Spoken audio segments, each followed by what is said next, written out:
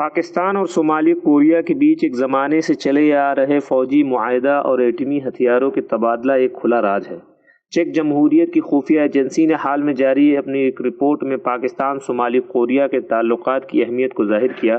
وہیں جرمنی حکومت نے اس سال کے ابتدا میں ایک رپورٹ میں پاکستان اور شمالی کوریا کے ناجائز طریقے سے ایٹمی ہتھیار اور جرمنی کی کمپنیز کی جدید ترین تکنیک کو حاصل کرنے کی کوشش کی نشاندہی کی۔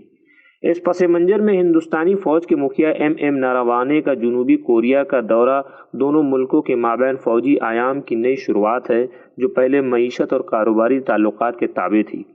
یہ بات قابل غور ہے کہ سال 2016 میں مودی حکومت نے شمالی کوریا کے فوجی افراد کی ہندوستانی زبان میں 2008 سے چلے آ رہی مشق کو منسوخ کر دیا۔ یہ فیصلہ جنوبی کوریا کے ساتھ افواجی تعلقات کی رغبت کے سبب ہوا۔ یہی وجہ ہے کہ سال 2016 سے لگ بھگ سبھی ہندوستانی وزیر دفاع نے جنوبی کوریا کا دورہ کیا۔ عالمی سطح پر بات کریں تو ہندوستان اور جنوبی کوریا کے مابین کافی یکسانیت ہے۔ جیسے دونوں ملکوں نے اپنا بٹوارا دیکھا ہے۔ دونوں جمہوری ملک ہیں، لیکن ان کے رقیب پڑوسی فوجی تاناشاہی حکومت ہیں، اور دونوں خطے میں ایٹمی ہتھیاروں کی موجودگی ہے، حتیٰ کہ مخفی ہے۔ اس کے علاوہ دونوں ملکوں کے بیچ چین کا سہلکار کے طور پہ اہم کردار ہے۔